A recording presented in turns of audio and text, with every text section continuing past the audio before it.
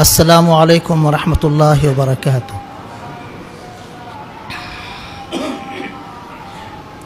الحمد للہ کفا وسلام علی عبادہ الذین اصطفى، اما بعد فاعوذ باللہ من الشیطان الرجیم، بسم اللہ الرحمن الرحیم۔ وَإِذْ أَخَذْنَا مِيثَاقَ بَنِي إِسْرَائِيلَ لَا تَعْبُدُونَ إِلَّا اللَّهَ وَبِالْوَالِدَيْنِ إِحْسَانًا وَذِي الْقُرْبَى وَالْيَتَامَى وَالْمَسَاكِينِ وَقُولُوا لِلنَّاسِ حُسْنًا وَأَقِيمُوا الصَّلَاةَ وَآتُوا الزَّكَاةَ ثم توليتم إلا قليلا منكم وأنتم معرضون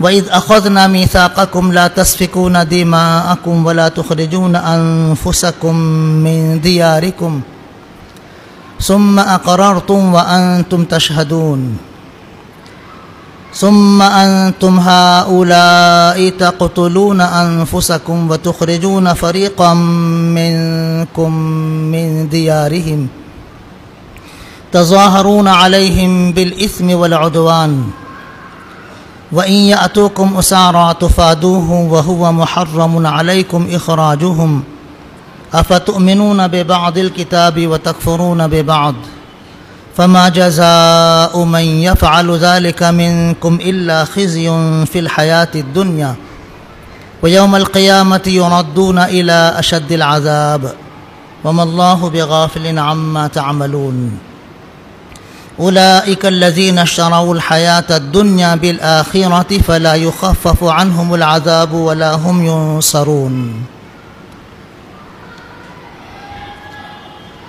محترم بھائیوں، بزرگوں، دوستو، یہ پہلے پارے کا 10واں رکوع ہے۔ اس رکوع میں اللہ پاک نے توریت میں بنی اسرائیل سے عہد لیا تھا، پختہ وعدہ لیا تھا،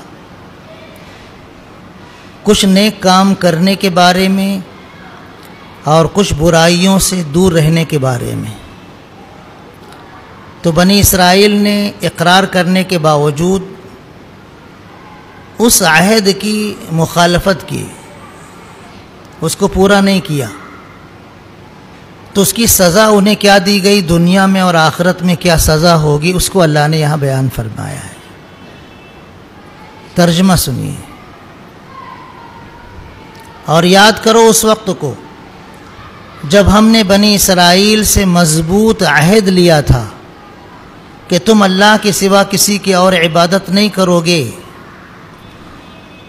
اور والدین کے ساتھ، رشتہ داروں کے ساتھ، یتیموں اور غریبوں کے ساتھ حسن سلوک کرو گے اور لوگوں کے ساتھ عمدہ طریقے سے گفتگو کرو گے، نماز قائم کرو گے اور زکوٰۃ ادا کرو گے، مگر تم میں سے سوائے تھوڑے لوگوں کے سبھی منہ موڑ گئے اور آج بھی وہ اس سے اعراض ہی کر رہے ہیں۔ یاد کرو اس وقت کو جب ہم نے تم سے مضبوط عہد لیا تھا کہ تم آپس میں ایک دوسرے کا خون نہیں بہاؤ گے اور اپنے بھائی بندوں کو ان کے گھروں سے باہر نہیں کرو گے۔ تم نے اقرار بھی کیا تھا اور تم اس پر گواہ بھی تھے، پھر آج یہی تم ہو کہ اپنے بھائی بندوں کو قتل بھی کرتے ہو اور ان کو ان کے گھروں سے نکالتے بھی ہو، ان کے خلاف تم ظلم و زیادتی کر کے جتھا بندی بھی کرتے ہو، اور جب وہ تمہارے سامنے قیدی بن کر آتے ہیں جنگ میں تو تم ان کو چھڑانے کے لیے فدیہ بھی دیتے ہو، حالانکہ ان کو گھروں سے نکالنا ہی پہلے تم پر حرام تھا۔ تو کیا تم کتاب کے کچھ احکام پر عمل کرتے ہو، ایمان لاتے ہو، اور کچھ احکام کو نہیں مانتے، انکار کرتے ہو؟ تم میں سے جو بھی ایسا کرے گا اس کا بدلہ یہ ہے کہ دنیاوی زندگی میں اسے رسوائی اور ذلت ہوگی اور آخرت میں قیامت کے دن بدترین عذاب کی طرف اس کو پھیر دیا جائے گا۔ اللہ تمہارے اعمال سے غافل نہیں ہے۔ یہ وہ لوگ ہیں جنہوں نے آخرت کے بدلے میں دنیاوی زندگی کو اختیار کیا ہے تو آخرت میں ان سے نہ عذاب ہلکا ہوگا اور نہ کہیں ان کی مدد ہوگی۔ یہ اس رکوع کا ترجمہ ہوا۔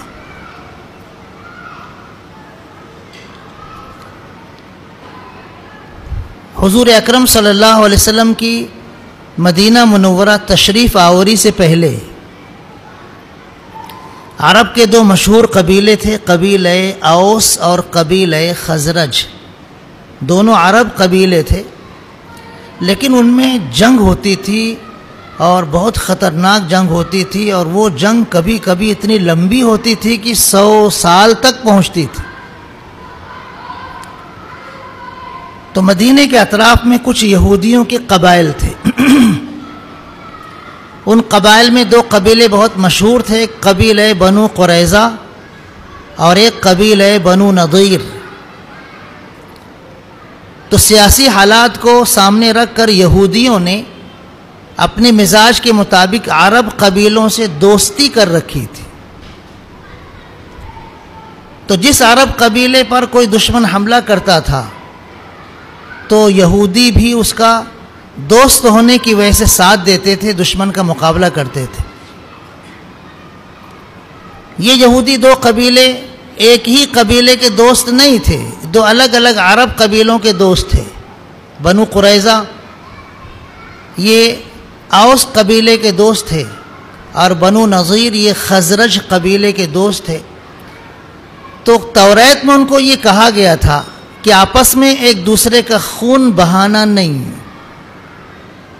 انہوں نے اس کا اقرار بھی کیا تھا، مان بھی لیا تھا، لیکن جب جنگ ہوتی تھی تو یہی یہودی جو ایک قبیلے کا ساتھ دیتے تھے، ان میں سے کچھ یہودی دوسرے قبیلے کا ساتھ دیتے تھے، آپس میں جنگ ہوتی تھی، اور یہ یہودی اس یہودی کو مارتا تھا، یہ یہودی اس یہودی کو مارتا تھا، تو یہودی ہی کے ہاتھ سے قتل ہوتا تھا۔ یہ آپس کی خون ریزی اس جنگ میں ہوتی تھی۔ اس پر ان کو کوئی پرواہ نہیں تھی کہ ہم توریت کے حکم کی خلاف ورزی کر رہے ہیں۔ ہاں البتہ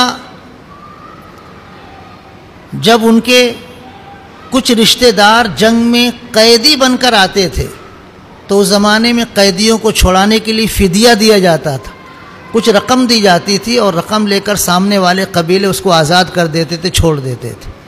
تو یہ اپنے بھائی بندوں کو قیدی دے کر اس کو چھڑانے کے لیے فدیہ دیا کرتے تھے۔ تو یہ تو ٹھیک تھا، توریت میں یہ تھا کہ اگر تمہارے بھائی بند، تمہارے قبیلے کے رشتہ دار لوگ دشمن کے ہاتھ قیدی بن جائیں تو ان کو چھڑانے کے لیے پیسے خرچ کرو، ان کو چھڑا دو۔ تو یہ کام تو کرتے تھے، لیکن آپس کی جو خون ریزی سے منع کیا گیا تھا اس سے رکتے نہیں تھے، وہ خون ریزی کرتے تھے، قتل و غارت گری آپس میں کرتے تھے، اور ایک دوسرے کو اس کے گھر سے نکالتے بھی تھے آپس میں، حالانکہ وہ یہودی ہی تھے۔ ایک یہودی دوسرے یہودی کو گھر سے باہر کر دیتا تھا، دوسرا یہودی پہلے یہودی کو گھر سے باہر کر دیتا تھا، جلا وطن کر دیتا تھا، تڑی پار کر دیتا تھا۔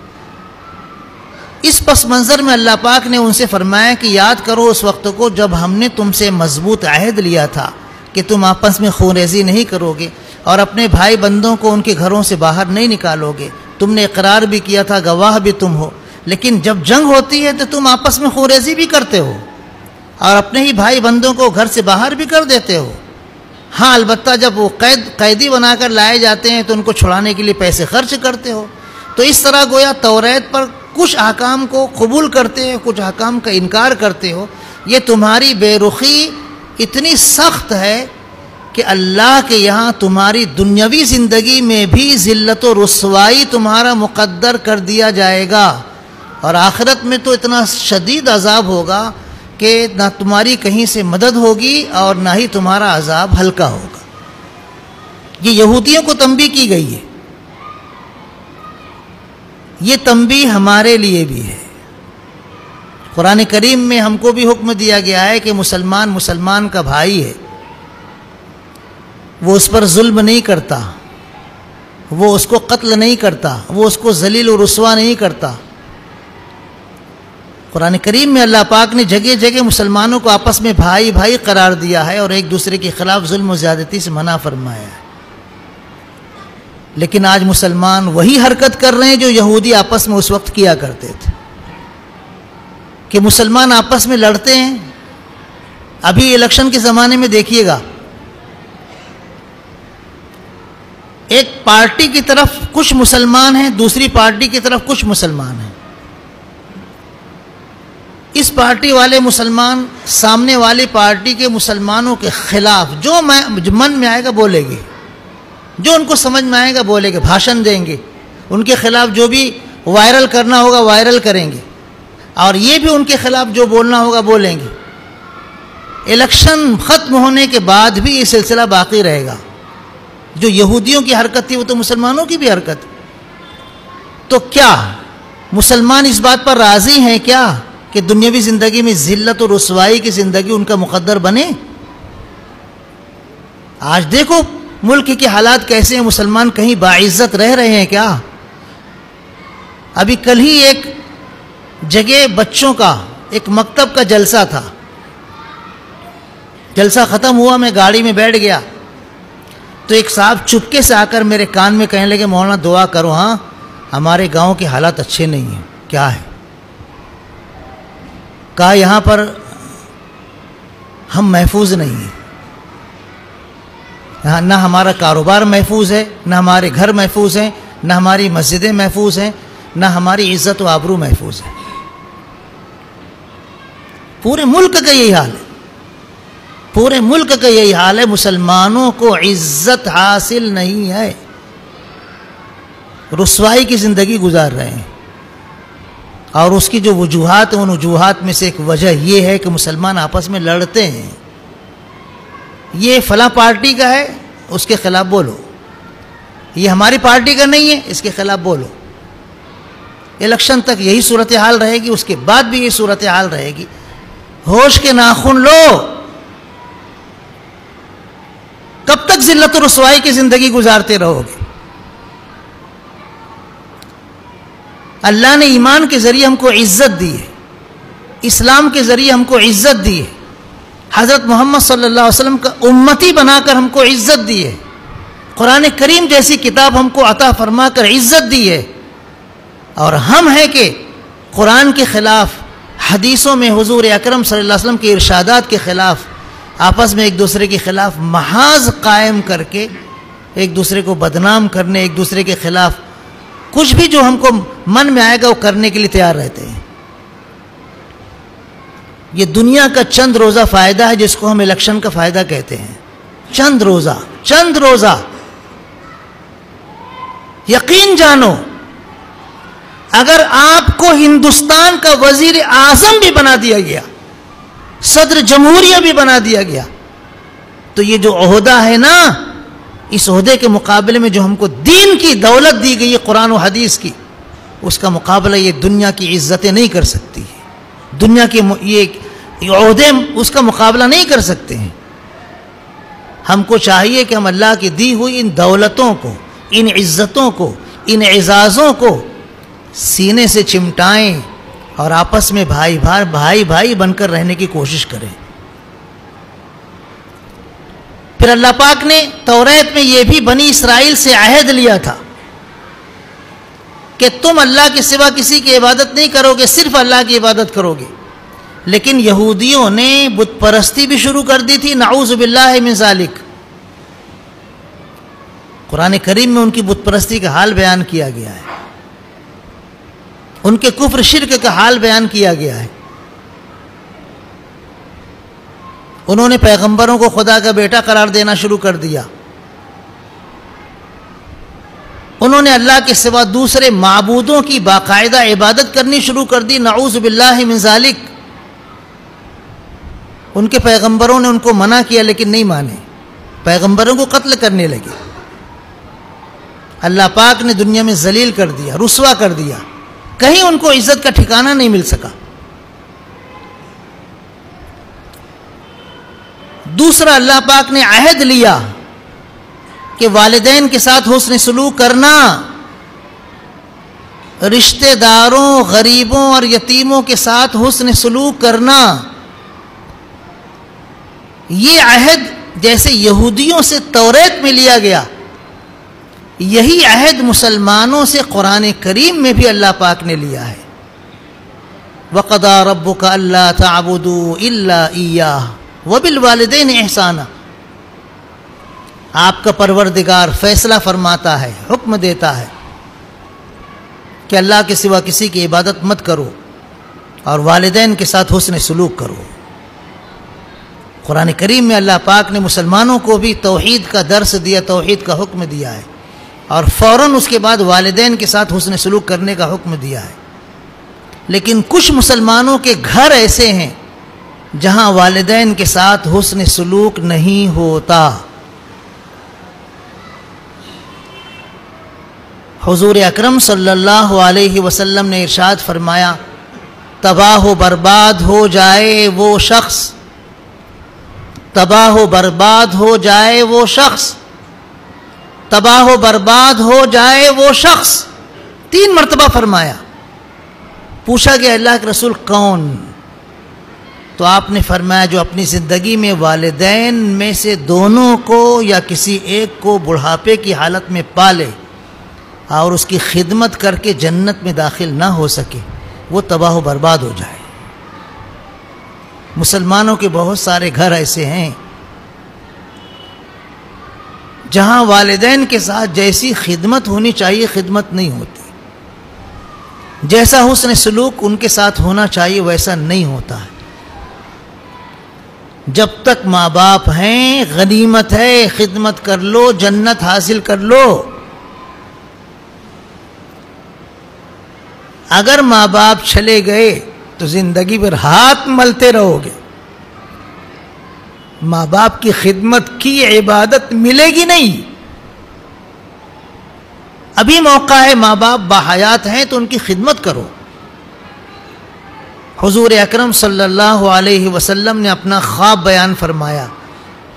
فرماتے ہیں کہ میں جنت میں چل رہا تھا، خواب، تو مجھے قرآن پڑھنے کی آواز آئی. میں نے فرشتوں سے پوچھا، ارے قرآن جنت میں کون پڑھ رہا ہے؟ تو فرشتوں نے کہا یہ آپ کے صحابی ہیں حضرت حارثہ ابن نعمان رضی اللہ تعالی. جنت میں داخل ہو جانا ہی کتنی بڑی بات ہے، اور جنت میں قرآن پڑھنے کی سعادت مل جائے کیا خوش قسمتی ہے. تو آپ نے فرمایا جی ہاں، حسن سلوک کرنے والوں کا یہی بدلہ ہوتا ہے. 2 مرتبہ آپ نے فرمایا کذالکم البر، کذالکم البر، حسن سلوک کرنے والوں کا یہی بدلہ ہوتا ہے. حضرت حارثہ ابن نعمان رضی اللہ تعالیٰ عنہ تمام صحابہ کرام رضی اللہ عنہم میں سب سے زیادہ ماں باپ کی خدمت کرنے میں مشہور تھے. ماں باپ کی خدمت کرنے کا صلہ دیکھو کتنا عظیم ہے. حضور اکرم صلی اللہ علیہ وسلم نے ارشاد فرمایا کہ جو اولاد اپنے والدین کو محبت کی نگاہ سے دیکھ لے اس کو اللہ مقبول حج کا ثواب عطا فرماتا ہے. حج کا فارم لوگ بھر رہے ہیں اور منظوری بھی آ گئی ہے، کچھ ویٹنگ لسٹ بھی ہے، ہو سکتا ہے ان کا کنفرم ہو جائے. کچھ لوگ ٹور سے بھی جانے والے ہیں. 3 لاکھ 4 لاکھ 5 لاکھ 6 لاکھ 8 لاکھ 10 لاکھ تک خرچ کیا جاتا ہے، لیکن کوئی گارنٹی نہیں رہتی ہے کہ اتنا لاکھ خرچ کرنے کے بعد مقبول حج ہم کو ملے گا. حضور اکرم صلی اللہ علیہ وسلم ارشاد فرماتے ہیں، گارنٹی کے ساتھ ارشاد فرماتے ہیں کہ جو اولاد اپنے والدین کو محبت کی نگاہ سے دیکھے ان کو اللہ مقبول حج کا ثواب دے گا. اب اتنا سا عمل اور اتنا بڑا ثواب، تعجب کی بات تھی. صحابہ کرام رضی اللہ عنہم نے پوچھ لیا، اے اللہ کے رسول، اگر کوئی اولاد ماں باپ کو روزانہ 100 مرتبہ دیکھے تو حضور اکرم صلی اللہ علیہ وسلم نے ارشاد فرمایا اللہ بہت بڑا ہے، اللہ بہت پاکیزہ ہے. یعنی 100 کیا، اس سے بھی زیادہ مرتبہ اگر تم ماں باپ کو محبت کی نگاہ سے دیکھو گے تو اس سے بھی زیادہ اللہ مقبول حج کا ثواب دے گا. 100 مرتبہ کی کیا قید ہے، اس سے بھی زیادہ اگر تم ماں باپ کو محبت کی نگاہ سے دیکھو گے تو اس سے بھی زیادہ اللہ پاک مقبول حج کا ثواب دے گا. معمولی عبادت نہیں ہے. حضور اکرم صلی اللہ علیہ وسلم کی ولادت مبارکہ ہوئی، اس سے پہلے ہی آپ کے والد بزرگوار کا انتقال ہو چکا تھا. باپ کی خدمت کرنے کا موقع نہیں ملا. 6 سال کی عمر میں والد محترمہ کا سایہ بھی سر سے اڑ گیا، ان کی بھی خدمت کرنے کا موقع نہیں ملا. لیکن جس خاتون کا آپ نے دودھ پیا تھا، دائی حلیمہ رضی اللہ تعالی عنہا، غزوہ بنو حوازن کے موقع پر، غزوہ حنین کے بعد ان کے قبیلے کے لوگ آئے، ایمان لے آئے، حضور اکرم صلی اللہ علیہ وسلم کے سامنے توبہ کی. جنگ ہوئی، وہ ہار گئے، لیکن بعد میں آ کر توبہ کیے، ایمان قبول کیے. تو ان لوگوں میں ایک عورت آئی، حضور اکرم صلی اللہ علیہ وسلم کھڑے ہو گئے، اس عورت کو دیکھ کر کھڑے ہو گئے. اپنی چادر آپ نے اپنے جسم اتھر سے اتار کر اس عورت کے لیے بچھا دی. وہ عورت اس چادر پر بیٹھ گئی. آپ بڑی محبت سے، بڑے احترام اور اکرام کے ساتھ اس سے بات کرتے رہے. جب وہ جانے لگی تو کچھ تحفے آپ نے دیے. جن صحابہ کرام رضی اللہ عنہ کو معلوم تھا وہ تو جانتے تھے، لیکن جن کو معلوم نہیں تھا وہ حیرت زدہ کہ کون عورت ہے. حضور اکرم صلی اللہ علیہ وسلم اتنا اکرام کر رہے ہیں، اتنا اعزاز اور اتنی ان کی حمایت کر رہے ہیں کہ اپنی چادر اتار کر بچھا دی، ہدیہ تحفہ دیا، بڑی محبت سے گفتگو کرتے رہے. کون ہے یہ؟ تو جن کو معلوم تھا انہوں نے کہا کہ تم جانتے نہیں، یہ وہ عورت ہے جنہوں نے بچپن میں حضور اکرم صلی اللہ علیہ وسلم کو دودھ پلایا تھا. سگی ماں نہیں ہے، دودھ پلانے والی ماں ہے. اس کا اتنا احترام کیا حضور اکرم صلی اللہ علیہ وسلم نے کہ صحابہ کرام دنگ رہ گئے. حضور اکرم صلی اللہ علیہ وسلم نے اس قبیلے کے ساتھ، جس قبیلے کی حضرت حلیمہ سعدیہ رضی اللہ تعالی عنہا تھی، اتنا نرم سلوک کیا کہ جنگ میں جو ان کے قیدی مسلمانوں کے ہاتھ لگے تھے وہ سب واپس کر دیے کہ نہیں، یہ اس خاندان کے لوگ ہیں جس خاندان میں میں نے دودھ پیا ہے، اور اب یہ مسلمان ہو گئے، ان کے قیدیوں کو اپنے پاس قیدی نہیں رکھنا چاہیے. سب کو واپس کر دیا. حضور اکرم صلی اللہ علیہ وسلم کے چچا حضرت عباس رضی اللہ تعالیٰ عنہ ایک مرتبہ غصے میں آ کر کہنے لگے، اللہ کے رسول، مجھے فلاں آدمی نے ستایا ہے. آپ نے سارے مسلمانوں کو جمع کیا اور جمع کر کے فرمایا، سن لو، چچا باپ کے درجے میں ہوتا ہے. حضور اکرم صلی اللہ علیہ وسلم کے والد بزرگوار کا تو انتقال ہو چکا تھا، ان کی خدمت نہیں کر سکے تھے. تو چچا کو سامنے رکھ کر آپ نے فرمایا کہ یاد رکھو، چچا باپ کے درجے میں ہوتا ہے. میرے چچا حضرت عباس رضی اللہ عنہ کو تکلیف مت دینا، ان کو تکلیف دو گے تو مجھے ایسا محسوس ہوگا جیسے میرے باپ کو تکلیف دی گئی ہے. اس کے بعد سے کبھی حضرت عباس رضی اللہ تعالیٰ عنہ کی شان میں کسی نے گستاخی نہیں کی. سب ان کا خوب احترام کیا کرتے تھے.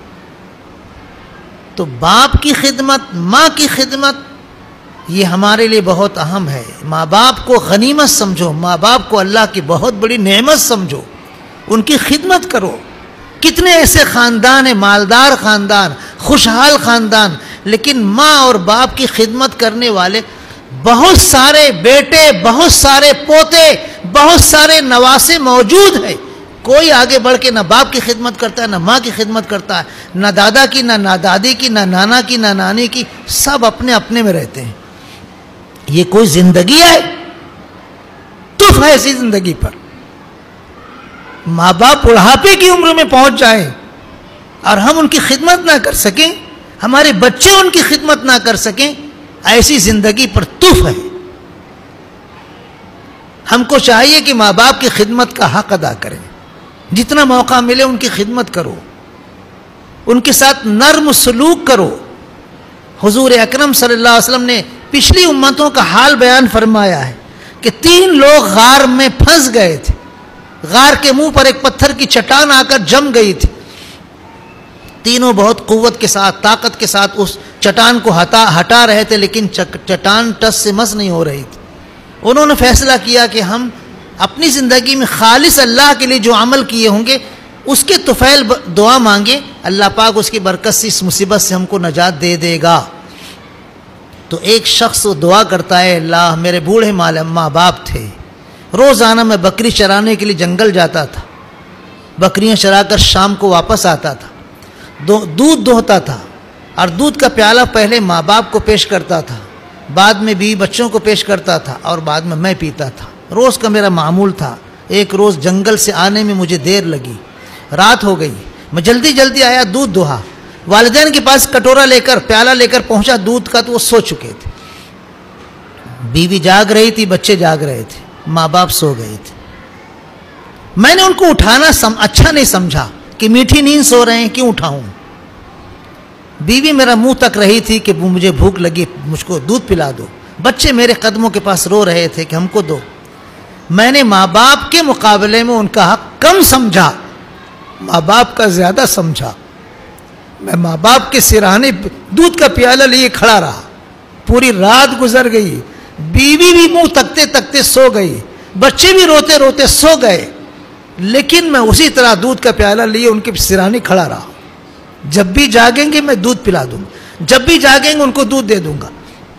صبح ہوئی تب وہ جاگے تو میں نے بڑی محبت سے اکرام کے ساتھ ان کو دودھ دیا اور انہوں نے دودھ پیا.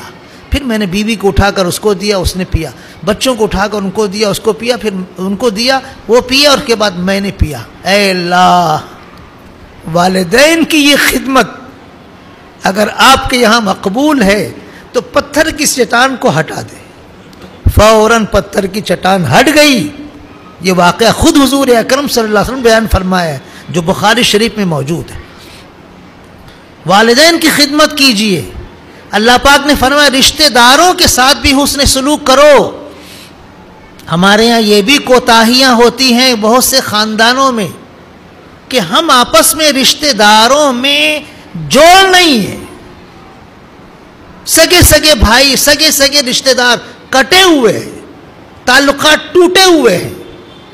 ایسی نوبت بھی پیش آ جاتی ہے کہ ہمارے خاندان کا ایک شخص کسی سے تعلقات توڑے ہوئے ہے اور اسی حال میں اس کی وفات ہو گئی، تعلقات جوڑنے کی نوبت نہیں آئی. بہت بڑی محرومی ہے، بہت بڑی بدقسمتی ہے کہ کسی سے تعلق توڑے ہوئے ہونے کی حالت میں وفات ہو جائے. ہم کو چاہیے کہ ہمارے دور قریب کے جو رشتہ دار ہیں ان سے تعلق جوڑیں. حضور اکرم صلی اللہ علیہ وسلم کا ارشاد ہے، جو شخص یہ پسند کرتا ہے کہ اس کے رزق میں اور اس کی عمر میں برکت ہو تو اس کو چاہیے کہ رشتہ داری جوڑے. حضور اکرم صلی اللہ علیہ وسلم نے ارشاد فرمایا، جس قوم میں رشتہ داری توڑنے والا موجود ہو اس قوم پر اللہ کی رحمت نازل نہیں ہوتی. پوری قوم میں ایک شخص بھی اگر رشتہ داری توڑنے والا ہے تو اس کی نحوست پوری قوم میں آتی ہے. ہم سب کو چاہیے کہ اپنی رشتہ داریوں کو جوڑیں. دنیا کے لیے، زمین جائیداد کے لیے، مکان کے لیے، پیسوں کے لیے ہم آپس کے رشتے ناطے کو توڑ دیتے ہیں. کتنی بڑی محرومی ہے. یہ پیسے چھوڑ کر ہم چلے جائیں گے، یہ زمین چھوڑ کر ہم چلے جائیں گے، یہ گھر بار چھوڑ کر ہم چلے جائیں گے، لیکن رشتہ ناتا توڑنے کی وجہ سے جو نحوست ہمارے ساتھ لگی ہے وہ ہم سے چھوٹے گی نہیں. ہم کو چاہیے کہ رشتہ ناتا جوڑیں. حضور اکرم صلی اللہ علیہ وسلم سے ایک صحابی رضی اللہ تعالیٰ عنہ شکایت کی، اے اللہ کے رسول، میرے کچھ رشتہ دار ایسے ہیں کہ میں تو ان کے ساتھ رشتہ ناتا جوڑتا ہوں لیکن وہ رشتہ ناتا جوڑتے نہیں ہیں، توڑتے ہی رہتے ہیں. میں ان کے ساتھ حسن سلوک کرتا ہوں لیکن وہ میرے ساتھ حسن سلوک نہیں کرتے ہیں، بدسلوکی کرتے رہتے ہیں. میں ان کی غلطیوں پر درگزر کرتا ہوں، معاف کرتا ہوں، کوئی ایکشن نہیں لیتا، لیکن وہ ہیں کہ برابر نادانی اور جہالت پر اترے رہتے ہیں. میں کیا کروں؟ تو حضور اکرم صلی اللہ علیہ وسلم نے ارشاد فرمایا جیسا تم بول رہے ہو اگر واقعی ایسا ہے تو تمہاری حمایت میں تمہاری مدد کے لیے اللہ کی طرف سے ہمیشہ ایک فرشتہ رہے گا، اور جو تمہارے خلاف اس طرح کی حرکت کر رہے ہیں ان کو اللہ ذلیل کر کے مٹی میں ملا دے گا۔ ہم اپنے طور پر رشتہ ناتا جوڑنے کی کوشش کریں، سامنے والا جوڑے تو اچھی بات ہے، نہیں جوڑتا ہے تو وہ اس کا گنہگار ہوگا، ہم تو اپنے گناہ سے بچیں۔ بہن بھائی آپس میں صرف دنیا کی خاطر، صرف مال کی خاطر بات چیت بند کر دیتے ہیں، آنا جانا بند کر دیتے ہیں، ملنا جلنا بند کر دیتے ہیں، کبھی کبھی لڑائی جھگڑے پر آمادہ ہو جاتے ہیں۔ یہ مسلمانوں کے خاندان کا، مسلمانوں کے گھروں کا شیوا نہیں ہے۔ مسلمانوں کے گھروں میں رشتے ناتے محفوظ ہوتے ہیں۔ حضور اکرم صلی اللہ علیہ وسلم کا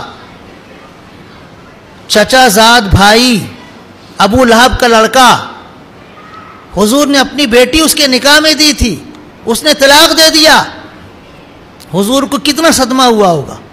لیکن فتح مکہ کے موقع پر آپ نے اپنے چچا حضرت عباس رضی اللہ تعالیٰ عنہ سے کہا کہ چچا، ابو لہب چچا کا لڑکا نظر نہیں آ رہا ہے۔ تو انہوں نے کہا اللہ کے رسول وہ ڈرا ہوا ہے، اس نے آپ کی بیٹی کو طلاق دی، اس نے آپ کو تکلیف دی، تو اس کو ڈر ہے کہ آپ اس کو قتل کرنے کا حکم دے دیں گے، اس لیے وہ چھپا ہوا ہے، جان بچانے کے لیے روپوش ہے۔ تو حضور اکرم صلی اللہ علیہ وسلم نے فرمایا جاؤ ان سے کہہ دو کہ میں نے اسے معاف کر دیا، میں اس سے انتقام نہیں لوں گا۔ حضور اکرم صلی اللہ علیہ وسلم کے خاندان کا یہ لڑکا ہے، آپ کو اس نے تکلیف پہنچائی ہے، لیکن صاف دل سے آپ نے فرمایا جاؤ اس کو بول دو میں نے معاف کر دیا، میں اس سے بدلہ نہیں لوں گا، میں اس سے انتقام نہیں لوں گا۔ ابو لہب کے اس لڑکے کو جب پتا چلا کہ حضور اکرم صلی اللہ علیہ وسلم نے مجھے معاف کر دیا ہے تو وہ شرمندہ آیا اور حضور اکرم صلی اللہ علیہ وسلم کے سامنے اس نے کلمہ پڑھ کر ایمان قبول کر لیا۔ یہ ہے حضور اکرم صلی اللہ علیہ وسلم کا اسوہ حسنہ، یہ ہے آپ کی مبارک زندگی کہ رشتہ داری جوڑی جائے، رشتہ داری توڑی نہ جائے۔ اللہ پاک نے فرمایا کہ تم سے یہ وعدہ لیا گیا تھا کہ رشتہ داری جوڑو گے، تم سے یہ کہا گیا تھا یتیموں اور غریبوں کے ساتھ حسن سلوک کرو گے، یتیموں اور غریبوں کا حق ادا کرنا بہت بڑی نیکی ہے۔ حضور اکرم صلی اللہ علیہ وسلم نے ارشاد فرمایا ہے کہ میں اور یتیم کی کفالت کرنے والا جنت میں اس طرح رہیں گے۔ ایسے دو انگلیوں کا اشارہ کیا، شہادت کی انگلی اور بیچ کی انگلی، تھوڑا سا فاصلہ کر کے کہ میں اور یتیم کی کفالت کرنے والا ہم دونوں جنت میں اس طرح رہیں گے، یعنی قریب رہیں گے۔ جنت میں جو فرق ہوگا فاصلے کا وہ نبوت کے درجے کا ہوگا، ورنہ جنت میں قرب ہوگا اور ساتھ رہیں گے۔ کتنی بڑی دولت ہے، ہم دعا مانگتے ہیں کہ اللہ ہمیں حضور اکرم صلی اللہ علیہ وسلم کا ساتھ جنت میں عطا فرما۔ تو یتیم بچوں کے سر پر شفقت سے ہاتھ پھیرو، ان کے ساتھ اچھا سلوک کرو، ان کی مدد کرو، ان کے حقوق ادا کرو، تو اتنا بڑا درجہ حاصل ہوگا۔ غریبوں کے ساتھ حسن سلوک کرنا، حضور اکرم صلی اللہ علیہ وسلم جنگوں میں اللہ سے دعا کرتے تھے اے اللہ غریب مسلمانوں کے طفیل ہم کو فتح عطا فرما۔ جنگ میں آپ دعا کرتے تھے اے اللہ غریب مسلمانوں کے طفیل ہم کو فتح عطا فرما۔ غریبوں کا حق ہے، غریبوں کا اونچا مرتبہ ہے، معاشرے میں جو غریب ہیں ان کا حق ادا کرنا چاہیے۔ اللہ پاک نے فرمایا یتیموں اور غریبوں کے ساتھ حسن سلوک کرو اور لوگوں کے ساتھ اچھے طریقے سے بات کرو۔ گفتگو کرنے میں شروع نہیں ہونا چاہیے، چہرے پر غصے کے آثار نہیں ہونے چاہیے، نرم گفتگو کرو، خوش دلی سے گفتگو کرو، چہرے پر تبسم ہو، مسکراہٹ ہو، کسی کے ساتھ اچھے انداز سے گفتگو کرنا بھی صدقہ ہے۔ پھر نماز قائم کرنے اور زکوٰۃ دینے کا بھی اللہ نے حکم دیا ہے، اور یہودیوں کے بارے میں کہا ہے کہ تم لوگوں نے ان ساری باتوں کو قبول کرنے کے بعد چند لوگوں کے علاوہ سب کے سب مکر گئے اور کوئی اس پر عمل نہیں کیا۔ مسلمانوں کو چاہیے کہ ان ساری باتیں جو یہودیوں سے یہاں کر کہی گئی ہیں، جو قرآن کریم میں دوسرے مقامات پر مسلمانوں سے بھی کہی گئی ہیں، ان باتوں کا خیال کریں، والدین کی خدمت کریں، رشتہ داروں کے ساتھ صلہ رحمی کریں، یتیموں اور غریبوں کا حق ادا کریں، اور نماز قائم کریں، زکوٰۃ ادا کریں، لوگوں سے ملے جلے تو اچھے انداز سے ملاقات کریں، اچھے انداز سے گفتگو کریں۔ اللہ پاک ہم سب کو بھائی بھائی بنائے، مسلمانوں کے ہر گھر میں والدین کی خدمت کا ماحول اللہ پاک پیدا فرمائے۔ اللہ پاک ہم سب کو اپنی رشتہ داریاں جوڑنے کی توفیق عطا فرمائے۔ آمین۔ وآخر دعوانا الحمدللہ رب العالمین۔